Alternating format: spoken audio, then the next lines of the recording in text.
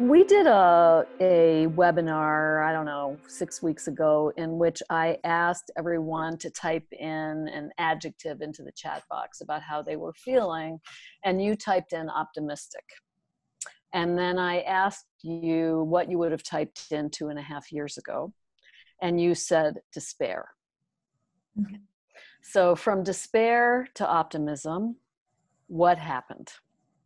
And would just like you to try to think back over the steps you took, the things you did, the things you stopped doing, perhaps, that enabled you to chart a path from where you were to where you are now.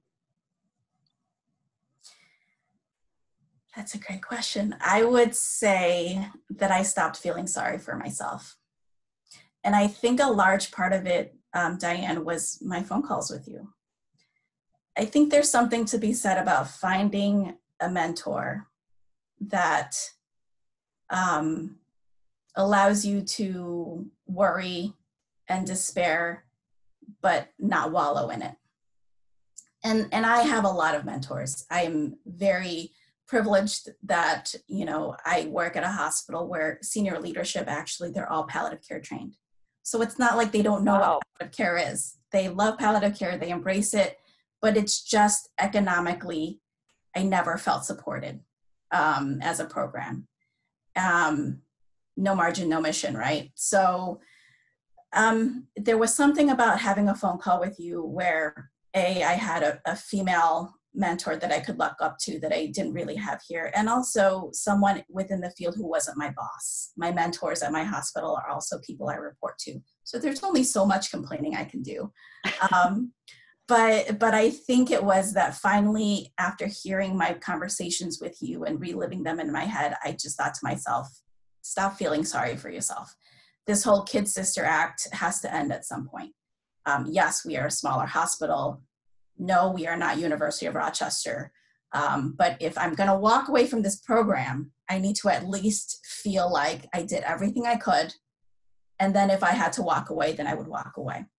So I remember one call you said to me, you said, take a day off, go to the CAPC website and read about how to write a business plan.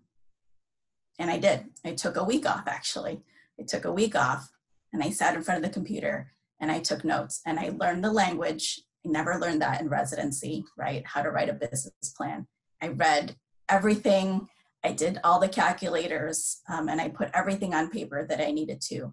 But then I also did the other parts of it. I thought about who the key stakeholders were for my program. I met with them, right? So when you feel like you have nothing else to lose, there's a lot you can do. And I was really at that point. I have nothing left to lose. I'm at the point where, I've sacrificed my family. I'm burned out professionally. There's no more wellness to talk about, so I might as well go out in flames. So, I came out of my shell. I met with the chiefs of the gynec program at our hospital, the hospitalists, people who consult us. I surveyed them. I sat down with them and I asked them, what is it about our program that we can change, that we can do for you? I was very lucky in that our new gynecology oncology chief came up from a program that had palliative care embedded in it. So he understood as well the importance of the connection. And it was really through these connections that I think I was able to pull my head above the water. And I actually never met with the C-suite. There's only so many times I can meet with a C-suite with business plans and this is how much money I can save you. It was actually through the connections I made that allowed my program staffing to grow because they stood up for me. They went to the C-suite and they said, this program is important to us.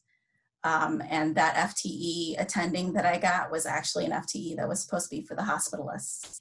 So after all of that, I still didn't get the staffing that I needed just for my business plan.